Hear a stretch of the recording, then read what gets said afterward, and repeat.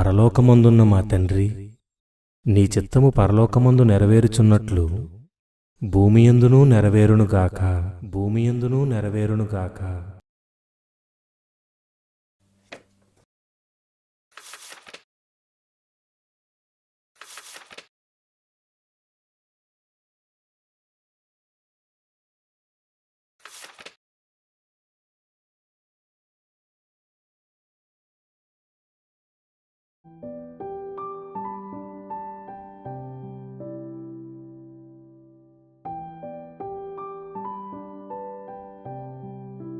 దేవుడు కాబోయే భార్య కోసం మాట్లాడతాడా?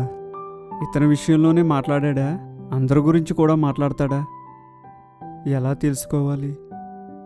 నా వివాహ విషయంలో కూడా దేవునికి ఒక చిత్తం ఉండి ఉంటుందా? ఒరే నాన్న, అమ్మా, నీకు పెళ్లి సంబంధం వచ్చిందిరా. పెళ్లి సంబంధమా? నాకు అప్పుడే పెళ్ళేంటమ్మా? నీకు 25 ఏళ్ళు, చిన్నపిల్లోడువేం కాదు. అయితే ఏంటి, తర్వాత చూద్దాంలే. చెల్లికి ఎలాగా కుదిరిపోయింది, నీకు కూడా కుదిరిపోతే ఇద్దరికోసారి చేసేద్దామని. అమ్మాయి జాబ్ చేస్తుంది, 10 లక్షలు కట్నం ఇస్తానన్నారు. ఫోటోలు టేబుల్ మీద కవర్లో ఉన్నాయి చూడు. టేబుల్ మీద ఉన్నాయా?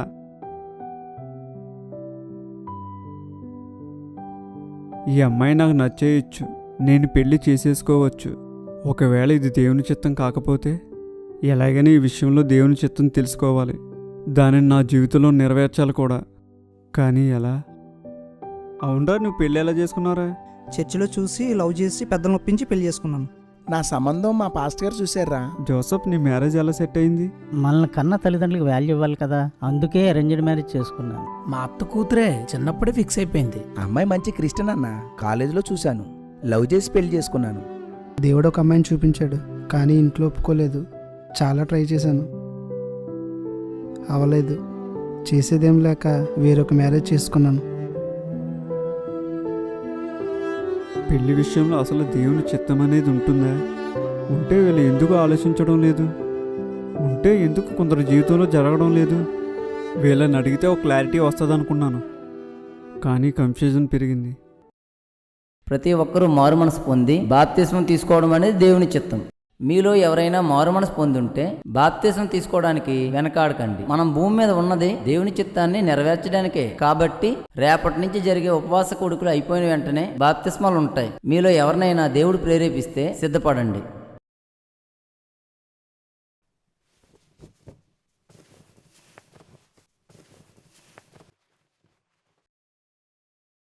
అమ్మా, మీటింగ్స్ అయ్యాక నేను కూడా బాప్తిస్మం తీసుకుంటానమ్మా. ఇప్పుడు ఇద్దరు చాలాసార్లు చెప్పాను కదా, మ్యారేజ్ తీసుకుంది కానిలే. పెళ్లికి బాప్తిస్మానికి అసలు సంబంధం ఏంటమ్మా? ప్రతిసారి ఇలాగా ఆపుతున్నావు. బుద్ధి లేకుండా మాట్లాడుకో. బాప్తిస్మం ఇప్పుడేం వద్దు, నేను చెప్పినప్పుడు తీసుకుంది కానిలే. ఇంతకుముందు బాప్తిస్మం తీసుకోవాలని అనిపించేది, కానీ ఇప్పుడు బాప్తిస్మం తీసుకోవాలని ప్రేరేపించబడుతున్నాను. అసలు ఎందుకు వద్దంటున్నావమ్మా? కారణం చెప్పు. నాన్నగారిది చిన్న ఉద్యోగం, అద్దె కట్టుకుంటూ ఏదో అలా బ్రతికేస్తున్నాం. ఎక్కువ కట్నం ఇవ్వలేము, పైగా మన క్యాస్ట్లో క్రిస్టియన్స్ తక్కువ. నీ క్రిస్టియన్ మ్యారేజ్ చేయగలదో లేదో నాకు తెలీదు. అంటే నాకు హిందూ మ్యారేజ్ చేస్తావా? క్రిస్టియన్స్ ఏమీ జాలిపడి తక్కువ కట్నాలు ఏమీ అడుగుతులేదు. నాకు క్రిస్టియన్ మ్యారేజ్ చేయాలనే ఉంది, కుదరాలి కదా. అదేంటమ్మా అలా మాట్లాడుతున్నావు? దేవుడు నాకు పెళ్లి చేయలేడనుకుంటున్నావా? హిందూ మ్యారేజ్ చేస్తే నేను ఎలా భక్తి చేయగలనమ్మా? నా బాధ భయం నీకు అర్థం కాదు, ఇక చాలు. నేనెప్పుడు బాప్తిస్మం తీసుకోవాలో నిర్ణయించాల్సింది నువ్వు కాదమ్మా, దేవుడు. చాలాసార్లు దేవుని చిత్తం మనుషుల ఆలోచనలకు వ్యతిరేకంగా ఉంటుంది. స్వీటీ, అక్క త్వరగా రా అక్క, 5 మినిట్స్లో వచ్చేస్తాను. చాలామంది జీవితాల్లో బాప్తిస్మం అనేది ఒక ప్రక్రియ మాత్రమే. కానీ నాలా అన్యజనుల నుండి ప్రభువును నమ్మిన మధ్యతరగతి అమ్మాయి జీవితంలో ఇదెన్నో సమస్యలకు కారణం.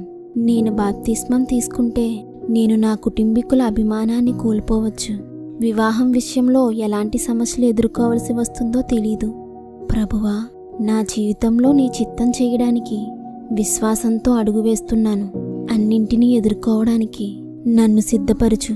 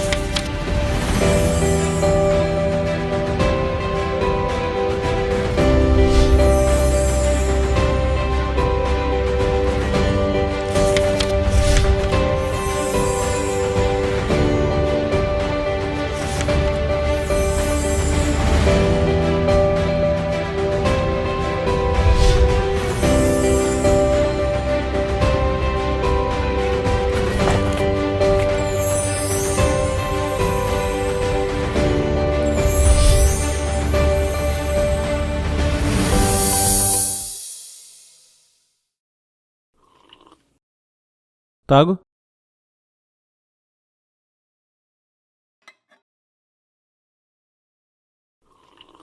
ఏదో సందేహం అన్నావు, ఏం మొహమాట పడకుండా చెప్పు. పాస్టర్ గారు మా ఇంట్లో సంబంధాలు చూస్తున్నారు. ఈ విషయంలో దేవునికి ఏమైనా ఆలోచన ఉంటుందా? ఉంటే అది ఎలా తెలుసుకోవాలి? నువ్వు వేసుకునే వస్త్రాల విషయంలో కూడా ఆయనకు ఒక ఆలోచన ఉంటుంది. చేసుకునే పెళ్లి విషయంలో ఉండదా? పెళ్ళంటే జీవితం. దేవుని చిత్తం 2 రకాలు. అందరి విషయంలోనూ దేవుడు కామన్గా కోరుకునేవి, ఒక్కొక్కరి విషయంలో ప్రత్యేకంగా దేవుడు కోరుకునేవి. ఉదాహరణకు మారు మనసు పొందడం, ఐక్యత కలిగి ఉండడం, పవిత్రంగా జీవించటం. ఇవన్నీ అందరి విషయంలోనూ దేవుని చిత్తాలు.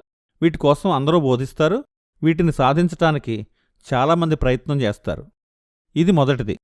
ఇక రెండవది, ఆదికాండం నుండి ప్రకటన గ్రంథం వరకు పరిశీలిస్తే మనుషులు పెట్టుకునే పేర్లు, వెళ్లే స్థలాలు, పరిచర్య చేసే విధానాలు, పెళ్ళిళ్ళు, పిల్లలు, ఉద్యోగం, వ్యాపారం, అధికారం, గెలుపు, ఓటములు, ఇలా ప్రతి ఒక్క విషయంలో దేవునికొక చిత్తముంటుంది. అందుకే దేవుడు నీ ఎడల నాకున్న తలంపులు బహు విస్తారములు అన్నాడు. కానీ వాటికోసం ఆలోచించేవారు, బోధించేవారు, ప్రయత్నించేవారు చాలా తక్కువ మంది. ఒకవేళ పర్సనల్ లైఫ్లో దేవుని చిత్తం చేయకపోతే? బైబిల్లో భక్తులు అంతటి విజయాన్ని సాధించటానికి, సువార్త ఇంతగా విస్తరించడానికి వారు దేవుని చిత్తాన్ని నెరవేర్చడమే కారణం. మనుషుల ఇష్టాల్లో ఫలింపుండదు, సంపూర్ణమైన సంతోషముండదు. దేవుణ్ణి ఎరగని ఇతర మనుషుల జీవితాల్లాగానే మన జీవితాలు కూడా ఉంటాయి. సంతోషం కొంతే, కానీ బాధ, ఓటమి అధికంగా ఉంటాయి. వీటన్నిటికంటే ముఖ్యంగా ఆయన చిత్తం జరగకపోతే ఆయన బాధపడతాడు.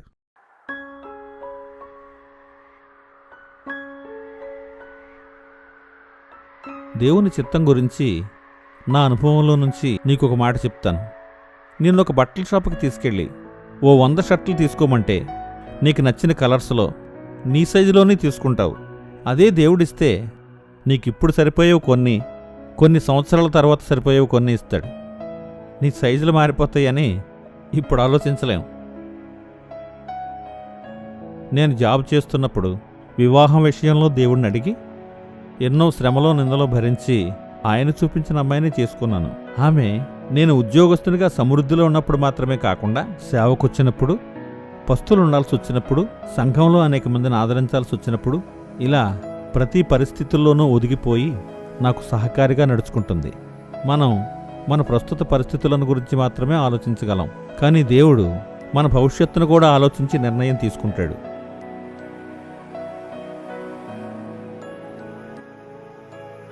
పాస్టర్ గారు, దేవుని చిత్తం తెలుసుకోవడం ఎలా? ప్రార్థించు, దేవుడు నీతో మాట్లాడతాడు.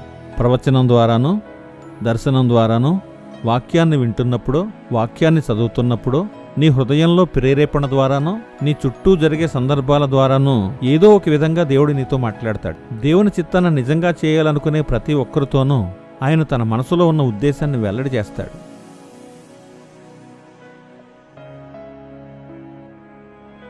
నీ చిత్తం పరలోకంలో జరుగుతున్నట్లు భూమి మీద కూడా జరుగునుగాక అని ప్రార్థించేవారు చాలామంది ఉన్నారు.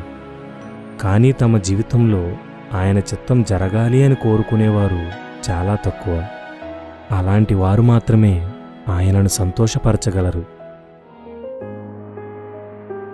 నేను బాప్తిస్మం తీసుకున్నందుకు మా అమ్మ బాధపడొచ్చు, కోప్పడొచ్చు, బంధువులు తిట్టొచ్చు. కానీ నువ్వు అనుకున్నది నా జీవితంలో జరిగితే నువ్వు సంతోషిస్తావు. నా వల్ల నువ్వు సంతోషపడ్డం కన్నా గొప్ప సంతృప్తి నాకింకేమీ ఉండదు. నిజమే, దేవుని చిత్తం చేస్తున్నప్పుడు శరీరానికి శ్రమ కలగవచ్చు, కానీ హృదయానికి సంతృప్తి, సమాధానం కలుగుతాయి. చెప్పినా వినకుండా వస్తువులు తీస్తావు. పెళ్ళికి ఏదోలా వస్తువులు పెట్టేద్దాం అనుకున్నాను. ఇప్పుడేమో బాప్తిసం పొందేసి వచ్చావు. బాప్తిసం అంటే చిన్న విషయం అనుకున్నావా? ముందు పాస్టర్గా అనాలి. నువ్వేదో బుద్ధిలేక బాప్తిసం ఇచ్చేయమన్నావు అనుకో, మాకు చెప్పకుండా ఇచ్చేయడమే. అన్నీ మమ్మల్ని అడిగే కదా చేస్తావు. ఇదెందుకు ఇలా చేసావు? ఏదన్నా చేసే ముందు ఆలోచించి చేయొద్దా? నువ్వెందుకే ఏడుస్తావు? ఏడవలసింది మేము. సర్లే, ఏదో అయిపోయింది కదా, వదిలే. వద్దని చెప్పినా ఇలాగ ఎందుకు చేస్తావమ్మా?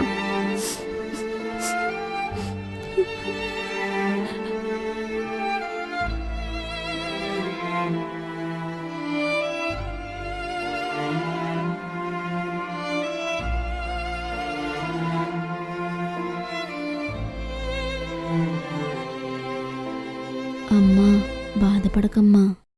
బాధపడక ఏం చేయనే? నీకింక మేము పెళ్లి చేయలేం. దేవుడు చేస్తాడమ్మా.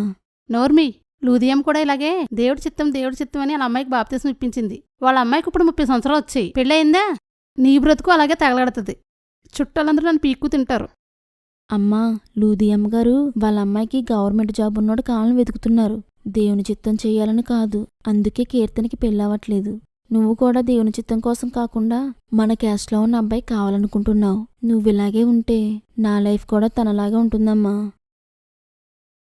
నా జీవితంలో దేవుని చిత్తం జరిగించడానికి నువ్వు ప్రయత్నించకపోయినా పర్వాలేదు. అడ్డుగా మాత్రం ఉండకమ్మా. ఆయన నా జీవితాన్ని నిలబెడతాడన్న నమ్మకం నాకుంది. నువ్వు విశ్వసించు ప్లీజ్ అమ్మా. ప్రవ్వా, నేను నమ్ముకుని కూడా కులమని ఆలోచించే నన్ను క్షమించు. ఏ కులవాడైనా పర్వాలేదు. నా కూతురు జీవితంలో నీ చిత్తం జరిగించు. చాలా విషయాల్లో దేవుని అభిరుచులు మన అభిరుచులు వేరువేరుగా ఉంటాయి. ఆయన చిత్తం మనలో జరగాలంటే మన అభిరుచులను మార్చుకోవాల్సిందే.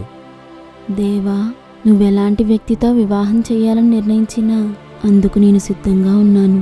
ఒకవేళ వివాహమే చేయకూడదని నిర్ణయిస్తే దానికి కూడా సిద్ధమే. పరలోకంలో నా కోసం నువ్వేమి తలంచావో అదంతా భూమి మీద జరుగునుగాక. ఆయన చిత్త ప్రకారం మనం ఏదడిగినా ప్రభు మనకిస్తాడు. ఐటీ మేనేజర్ ఏలే గారిని కలవాలి. Please sit there, I will call him.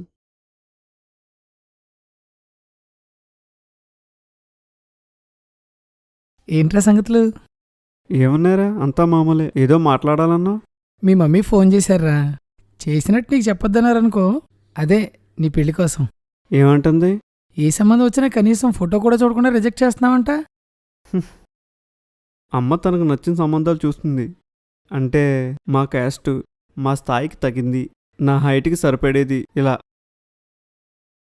ఎవరైనా అలాగే కదా చూస్తారు. నేను దేవునికి నచ్చింది చేసుకోవాలనుకుంటున్నాను. దేవుడికి నచ్చిందా? అంటే అమ్మాయి బేదరాలై ఉండాలి. పెద్దగా చదువుకోనక్కర్లొద్దు, అందంగా ఉండనక్కర్లొద్దు, మా క్యాస్ట్ అయి ఉండకూడదు, మంచి బత్తిపర్రాలు అయి ఉండాలి, వాక్యానుసారమైన జీవితం కలిగి ఉండాలి. అంతేనా? ఇంకేమైనా ఉన్నాయా?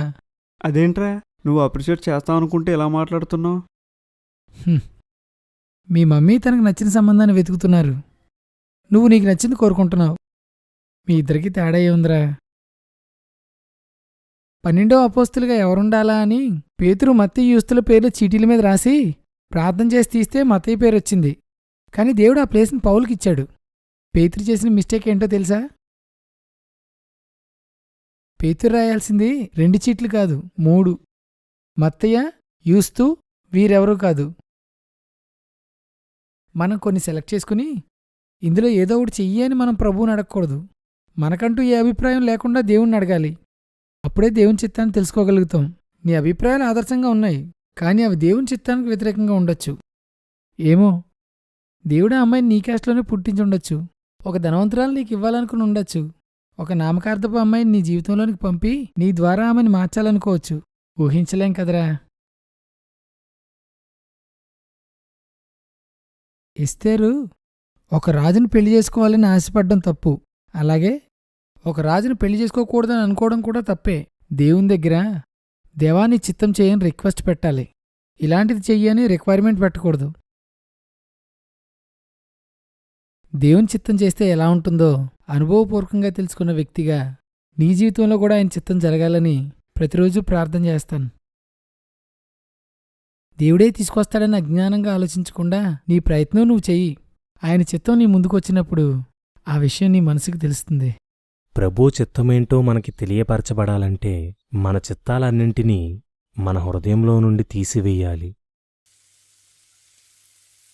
అమ్మా, ఈ సంబంధం ఆయన చిత్తం కాదని దేవుడు చెప్పాడమ్మా. ఏంటి?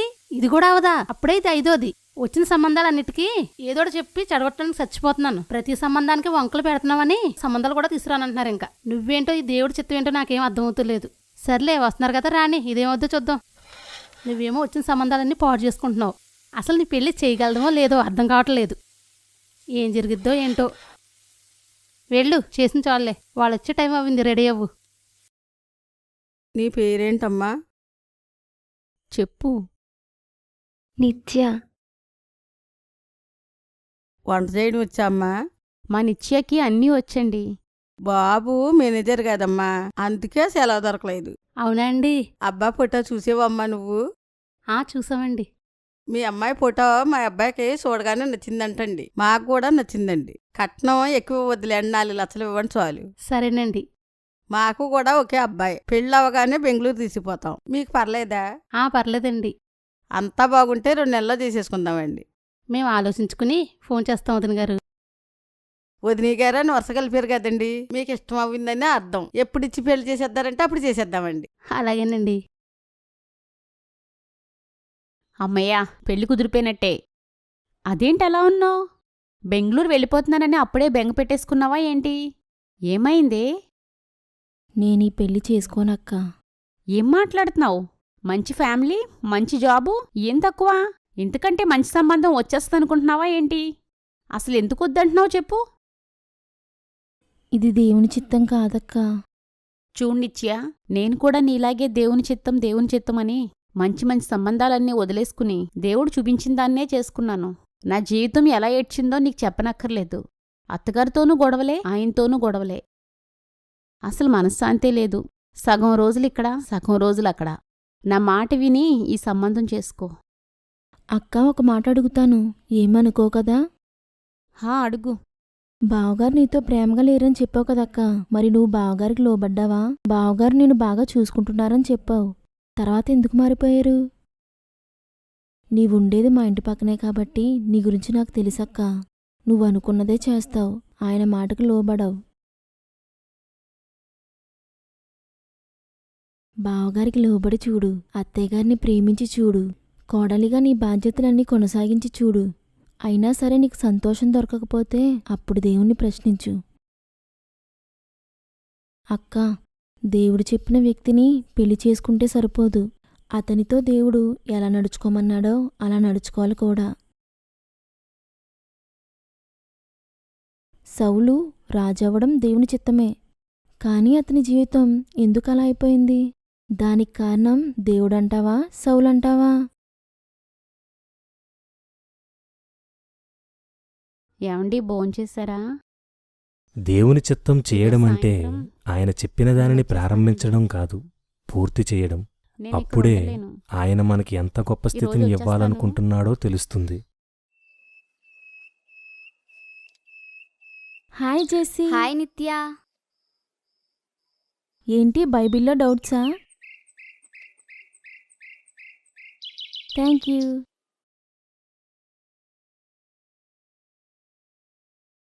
ఎవరిచ్చారు? శ్రీను, అదే మన చర్చికి కొత్తగా వస్తున్నాడు, మా అన్నయ్య ఫ్రెండ్.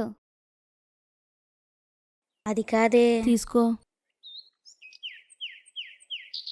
తను చర్చికి కొత్తగా వస్తున్నాడు కాబట్టి ఇలాంటివి చేయకూడదని తెలియకిచ్చుంటాడు. నువ్వైనా చెప్పొద్దా? మనం క్రిస్టియన్స్ ఇలా ప్రేమించడాలు, ఇష్టపడ్డాలు వాక్యానుసారం కాదు. తనకు జాబ్ ఉంది, మంచి ఫ్యామిలీ, నిన్ను ఇష్టపడుతున్నాడు, పెళ్లి కూడా చేసుకుంటానంటున్నాడు. ఒక్కసారి ఆలోచించు. ఆలోచించడానికి నాకు హక్కు లేదు. దేవుడు నన్ను కొనుక్కున్నాడు. ఆయన నా కోసం ఇవన్నీ ఎప్పుడో ఆలోచించేశాడు, అన్నీ నిర్ణయించేశాడు. నేను ఆలోచించడం, ఎవరినో ఇష్టపడడం, దేవుడు ఎవరినో ఏర్పాటు చేయడం, దేవుని ఇష్టానికి నా ఇష్టానికి మధ్య నలిగిపోవడం, దేవుణ్ణి బాధపెట్టడం, ఇవన్నీ నాకిష్టం లేదు. ఏమో, తినే దేవుని చిత్తం అవ్వచ్చు కదా. కాదు, నాకు దర్శనాలున్నాయి. నువ్వు నా విషయంలో ఏమైనా చెయ్యాలనుకుంటే దేవుని చిత్తం నా జీవితంలో జరిగేలా ప్రార్థించు, అంతేకాని ఇలాంటి పనులు ఎవరి విషయంలోనూ చెయ్యకు. సారీ. ఒక విషయాన్ని గుర్తుపెట్టుకో, నీ జీవితంలో ఎవరిని ఇష్టపడకు, దేవుని చిత్తాన్ని మాత్రమే ఇష్టపడు. అప్పుడు ఆయన సంతోషిస్తాడు, ఆ సంతోషాన్ని నీకిస్తాడు.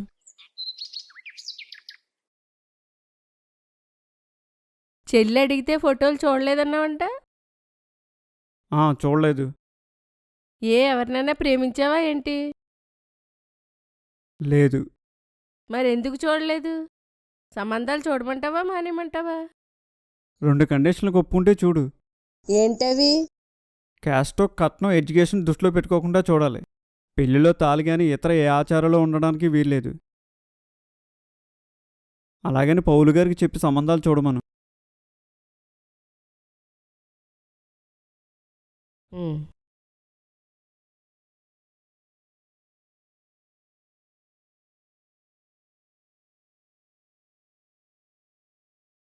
మ్యారేజ్ బ్యూరో పౌలు గారు లైన్లో ఉన్నారు, మాట్లాడు.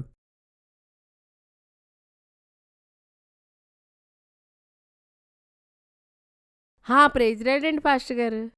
అదేండి మా అబ్బాయికి పెళ్లి సంబంధం చూడమని చెప్పాం కదండి. అదేండి కట్నమని క్యాస్ట్తో సంబంధం లేదులేండి, అమ్మాయి మంచిదైతే చాలండి. సరే పాస్టర్ గారు, ప్రైజ్ లాడండి. మన బాధ్యత ఆయన చిత్తాన్ని చెయ్యడం మాత్రమే కాదు, దానిని ఆయనకిష్టమైన మార్గంలో చెయ్యాలి.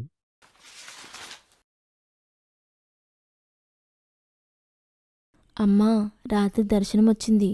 ఏమనొచ్చింది? రేపొచ్చే సంబంధం దేవుని చిత్తమని మాట్లాడాడమ్మా. అవునా? స్తోత్రం.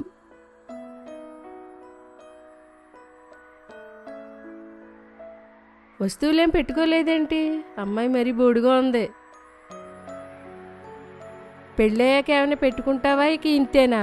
అదేంటమ్మా, ఏం మాట్లాడవేంటి? పెళ్ళయిన తర్వాత మనం చూసుకుందాంలే అమ్మా. నిన్ను చూస్తుంటే ఎప్పుడు భక్తి భక్తి అని కూర్చునిలా కనబడుతున్నావు. ఇంటి పని వంట పని ఏమన్నా వచ్చా? వచ్చండి. నాకైతే ఏమి నచ్చలేదు, నువ్వు కూడా చూసుకో మరి. నాకు కూడా పెద్దగా నచ్చలేదు. ఆయన చిత్తం నీ ముందుకు వచ్చినప్పుడు ఆ విషయం నీ మనసుకు తెలుస్తుంది.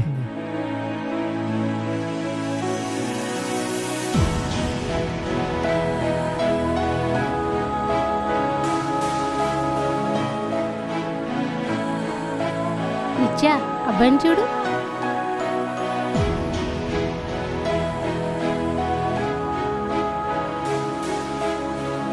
ఎరా, ఏమంటావు మరి? ఒకసారి తనతో మాట్లాడాలమ్మా.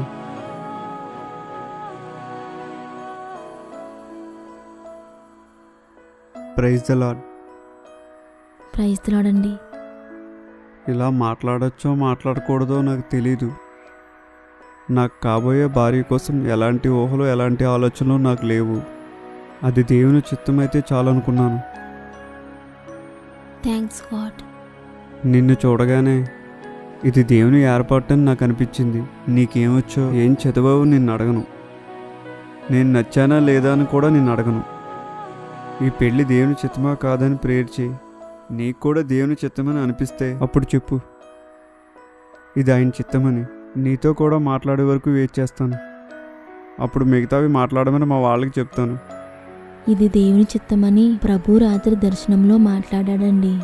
నాకు కూడా ఎలాంటి ఆలోచనలు లేవు. ఆయన చిత్తం నెరవేరితే చాలు. అమ్మ చెల్లి ఇద్దరు మంచోళ్లే. అమ్మ కొంచెం చేదస్తం, చెల్లికి కొంచెం పొగరు. కంగారు పడకు. పర్వాలేదండి.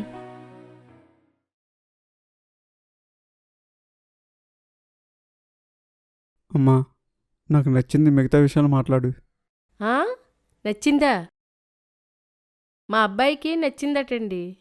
15 లక్షలు కట్నం ఇస్తామని మొన్న ఒక సంబంధం వచ్చింది. దాన్ని బట్టి మీరు మరి ఎంత ఇస్తారో చెప్పండి. 15 లక్షలా? 15 లక్షలా? 15 లక్షలంటే అది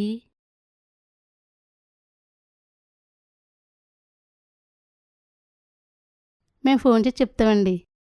సరే, అయితే మీరే ఫోన్ చేయండి, మేము ఇంక ఫోన్ చెయ్యం. అలాగేనండి.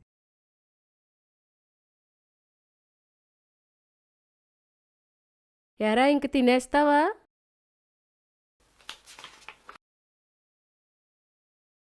మూడు రోజుల నుంచి ఇలాగే ఉంటున్నావు, ఏం మాట్లాడట్లేదు. అన్నం తినమంటే ఉపవాసం అంటున్నావు, రాత్రి పగలు ప్రార్థన చేస్తానే ఉంటున్నావు. ఏంట్రా ఇది?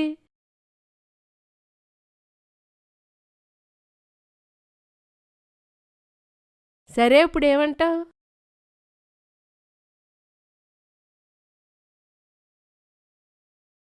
ఆ అమ్మాయినే చేసుకుంటానంటావు. నేను అలా అనడం లేదు. తనతో పెళ్లి కాకపోతే ఇంకెవరిని పెళ్లి చేసుకోను అంటున్నాను. ఏదైతే ఏంట్లే, ఆ అమ్మాయి మన కులం కాకపోయినా నీకోసం నేను ఒప్పుకున్నాను. అయినా వాళ్ళ స్థాయి వేరు, మన స్థాయి వేరు. ఈ పెళ్లి జరగదు. సరే, ఎంత అడగమంటావు? ఓ 10 లక్షలు అడగమంటావా? వాళ్ళ స్థితి ఏంటి, నువ్వు అడుగుతుందేంటి? ఒరేయ్, నిన్ను చదివించడానికి 10 లక్షలు అయింది, అది కూడా అడగొద్దంటావా?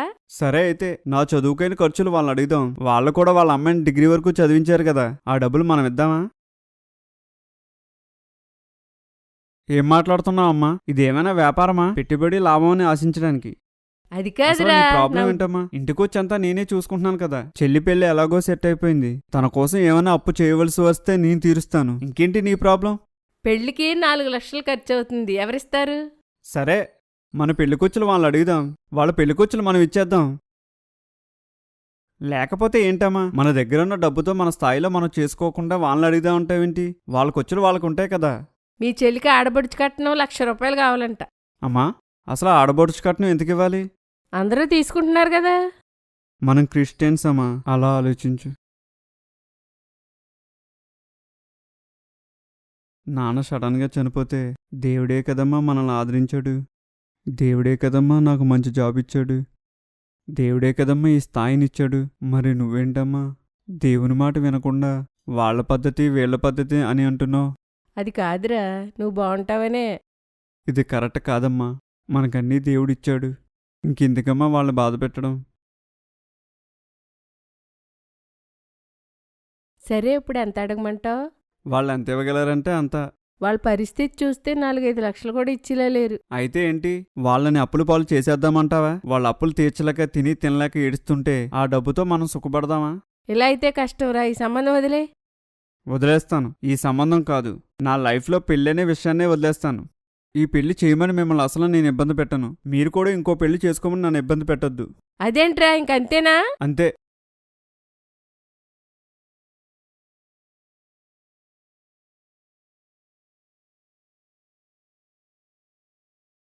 ఇక అంతేనా?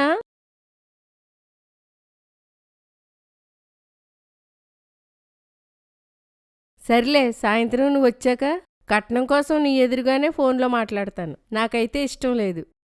ఇష్టం లేదు ఎందుకమ్మా? దాందే ఉంది, మానేద్దాం.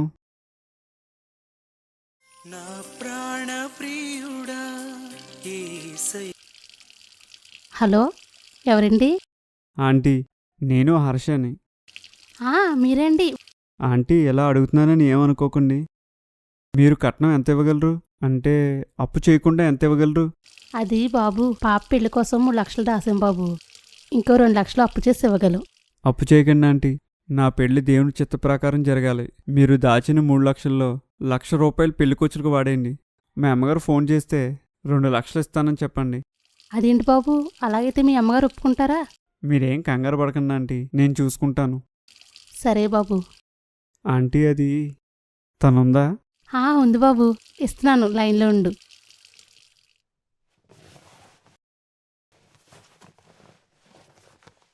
నిత్యా, హర్ష ఫోన్ చేశాడు.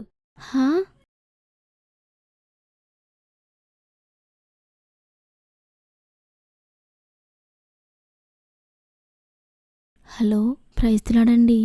ప్రైజ్లా. నీతో కొంచెం మాట్లాడాలి. చెప్పండి. నేను బీటెక్ చదువుతున్నప్పుడు డాడీ చనిపోయారు. అప్పటి నుంచి ప్రభు మీద ఆధారపడడం నేర్చుకున్నాను. ప్రతిదీ ఆయన చిత్తమే జరగాలని ప్రేయర్ చేసుకునేవాడిని. జాబ్ విషయంలో కూడా అంతే. ఇంతకంటే ఎక్కువ శాలరీ ఇచ్చే జాబ్ వచ్చినా ప్రేయర్ చేస్తే నడిపింపు రాలేదని వదిలేశాను. ఇప్పుడు చేస్తున్న జాబ్ ఆయన ఇచ్చింది. ఇందులో శాలరీ తక్కువ కావచ్చు, కానీ సంతృప్తి ఉంది. నా మ్యారేజ్ కూడా ఆయన చిత్త ప్రకారమే జరగాలని ప్రేయర్ చేశాను. దేవుని నేను చూపించాడు.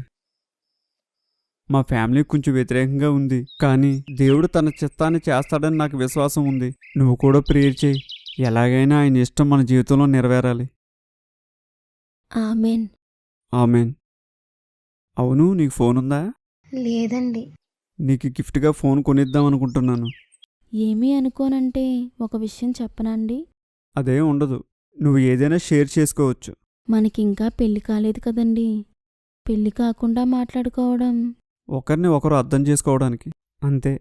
ప్రెజెంట్ అందరూ ఫోన్లు మాట్లాడుకుంటున్నారు. షాపింగ్లకి, సినిమాలకి, బీచ్లకి వెళ్ళిపోతున్నారు. కానీ పెళ్ళయ్యాక గొడవలు మామూలే. ఇలా మాట్లాడుకోవడం వలన ఒకరి అభిరుచులు ఒకరు తెలుసుకోగలరు గాని ఒకరిని ఒకరు అర్థం చేసుకోలేరు. దేవుని వాక్యమే సంబంధాలను స్థిరపరుస్తుంది. మనం ఆ వాక్యానికి లోబడి జీవిస్తే చాలు. ఇలా పెళ్లి కాకుండా మాట్లాడుకోవడం వాక్యానుసారం కాదు. మన మాటల్లో, ఆలోచనల్లో ఏ చిన్న లోపం వచ్చినా అది దేవుని దృష్టిలో పాపమే అవుతుంది.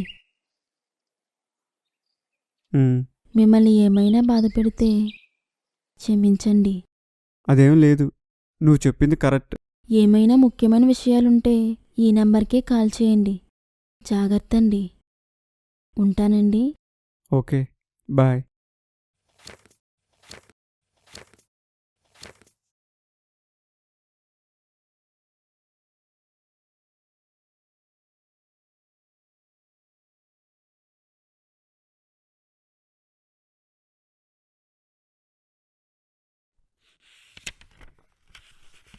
కళ్యాణం కమనీయం ఈ సమయం అతి మధురం. కళ్యాణం కమనీయం ఈ సమయం అతి. హలో, పాలుగారండి? నేను నిర్మలమ్మ గారు అబ్బాయినండి. ఏ నిర్మలమ్మ గారు అబ్బాయి? ఓ, కిరణ్ కొట్టి నిర్మలమ్మ గారు అబ్బాయా? చెప్పమ్మా. మొన్న మధ్యన రుతు గారు అమ్మాయికి బెంగళూరు సంబంధం తెచ్చారంట కదండి, అది సెట్ అవ్వలేదంట కదండి. అది మా సిస్టర్కి ఇచ్చి చేద్దాం అనుకుంటున్నాం. ఆ అబ్బాయికి పెళ్ళి అయిపోయిందా లేదని మా అమ్మగారు అడగమంటున్నారండి. పెళ్ళా? ఒకసారి అవడబెట్టి 2 సార్లు అయింది. పెళ్ళైన అమ్మాయిలు అతను టార్చర్ తట్టుకోలేక వదిలేసి వెళ్ళిపోయారు. అవునండి. ఆ కుర్రడు మహా శాడిస్ట్ అట, నాకు మొన్నే తెలిసింది. పెళ్లి చేసుకుని రకరకాల హింసలు పెట్టి అమ్మాయి పారిపోయేలా చేయడం, మళ్ళీ ఇంకొక అమ్మాయిని పెళ్లి చేసుకోవడం. వాడు ఎలాంటి వాడట. గొప్ప సంబంధం అన్నారు, మంచి సంబంధం అన్నారు. ఎంత యాక్ట్ చేశారు. పైగా మరి వాళ్ళు క్రైస్తవులట. ఆ రూతు గారి అమ్మాయి మీద దేవుడు కృపంది కాబట్టి ఆ సంబంధం తప్పిపోయింది. చూడ్డానికి బాగున్నారను, డబ్బు బాగా సంపాదిస్తున్నారను తొందరపడి ఏ సంబంధం చేయకూడదు. ప్రార్థన చేసుకుని దేవుడు నడిపితే చేయాలంతే. ఎందుకంటే భయంకరమైన దినాల్లో దేవుడు కొన్నింటిని మన జీవితాలలోనికి రానివ్వడు. అందుకు కారణమేంటో మనకెప్పటికీ తెలియకపోవచ్చు, కానీ కారణం మాత్రం ఉంటుంది. అలాగే దేవుడు కొన్నింటిని మన జీవితంలోనికి పంపించాలి అనుకుంటాడు. మనం లోబడితే ఎన్ని ఆటంకాలొచ్చినా, ఎందరో అడ్డుపడినా వాటిని మనకిస్తాడు. ఇదిగో వీరి వివాహంలాగా.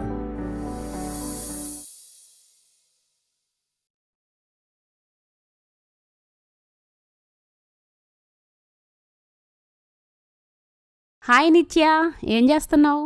హాయ్ అక్క. ఏంటక్క ఇప్పుడు వస్తావా? అత్తయ్య గారికి కొంచెం బాలేదే, ఈ టైంలో ఆవిడ్ని వదిలేసి రాలేక.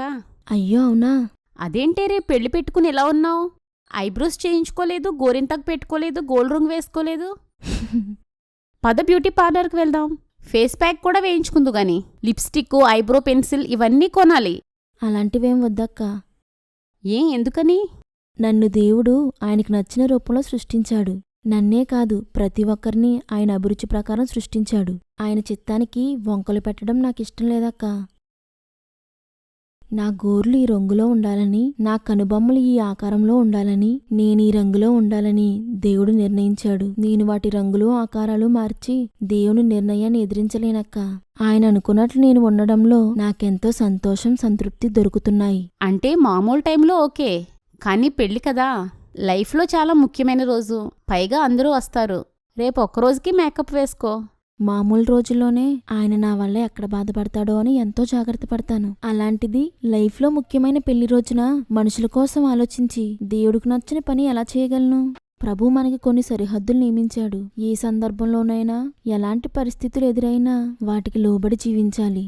ఇదే కదక్క భక్తి అంటే. ఆయన నన్ను ప్రేమించి నాకు కావలసినవన్నీ సమకూరుస్తున్నాడు. ఆయన కోసం ఏమాత్రం చేయలేనా?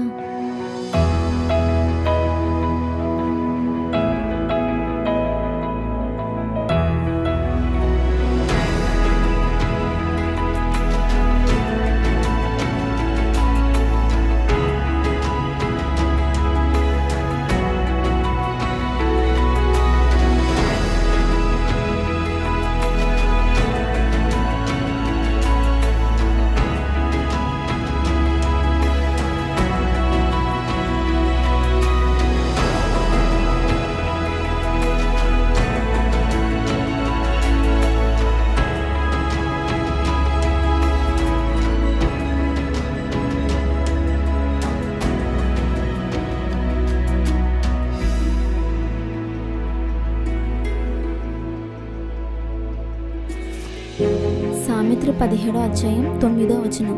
ప్రేమను వృద్ధి చేయగోరువాడు తప్పిదములు దాచిపెట్టును, జరిగిన సంగతి మాటిమాటికి ఎత్తువాడు మిత్రభేదము చేయును. మనకు తెలిసిన వారు పొరపాటున ఏదో ఒక తప్పు చేయొచ్చు, మనం వారిని సహించాలి, అంతేకాని కోప్పడకూడదు. బంధాలు కలిసి ఉండడానికి ప్రేమించడం ఎంత అవసరమో క్షమించడం కూడా అంతే అవసరం. ప్రార్థన చేసుకుందాం. కట్నం కోసం కులం కోసం ఆలోచించుకుని ఈ సంబంధాన్ని వదులుకుని ఉంటే మా ఆత్మీయ జీవితాలను చక్కదిద్దే ఇంత మంచి అమ్మాయిని కోల్పోయి ఉండేవాళ్ళం. ఈ బహుమానాన్ని మాకు ఇచ్చినందుకు స్తోత్రం ప్రభువా. యవ్వనస్తులారా, వివాహం అనేది మనిషి జీవితంలో అతి ముఖ్యమైన ఘట్టం. ఒకవేళ ఉద్యోగం, వ్యాపారం లాంటి విషయాల్లో తొందరపాటు నిర్ణయం తీసుకుంటే ప్రారంభించినా విడిచిపెట్టేయొచ్చు. కానీ వివాహ విషయంలో పొరపాటు చేస్తే సరిదిద్దుకోవడం చాలా కష్టం. అందుకే మీ వివాహాన్ని ఖచ్చితంగా దేవుని చిత్త ప్రకారం జరిగేలా ప్రార్థించండి. ప్రభు నీతో ఏదో విధంగా మాట్లాడతాడు. ఆయన నుండి సమాధానం వచ్చే వరకు కనిపెట్టు. ఏదో ఒకే ఆధారాన్ని బట్టి నిర్ణయం తీసుకోకుండా 2-3 సార్లు ప్రభు నుండి సమాధానాన్ని పొందుకో. దాన్ని చేయడం ప్రారంభిస్తే ఎన్నో నిందలు, కష్టాలు, నష్టాలు రావచ్చు. ఇవన్నీ మనం పొందబోవు గొప్ప సంతోషకరమైన జీవితానికి ఆహ్వానం పలుకుతున్నాయని తెలుసుకోండి. ప్రతి సమస్యకు ప్రార్థనే పరిష్కారం. ప్రతి అవరోధం పైన విశ్వాసమే విజయం. తల్లిదండ్రులారా, కట్నం కన్నా, కులం కన్నా, అందం కన్నా, పేరు ప్రఖ్యాతుల కన్నా ప్రభు చిత్తమే గొప్పది. ఎందరో తల్లిదండ్రులు తమ పిల్లలకి మంచి చేస్తున్నామనే భ్రమలో ప్రభు చిత్తానికి వ్యతిరేకమైన వివాహాలు జరిపిస్తున్నారు. కళ్ళ ముందే తాము కలిపిన బంధాలు తెగిపోతుంటే బాధతో ఏడుస్తున్నారు. వ్యర్థమైనవి విడిచి మీ పిల్లల జీవితంలో ఆయన చిత్తాన్ని జరిగించండి. వారి భవిష్యత్తును సంతోషమయం చెయ్యండి. వందనాలు.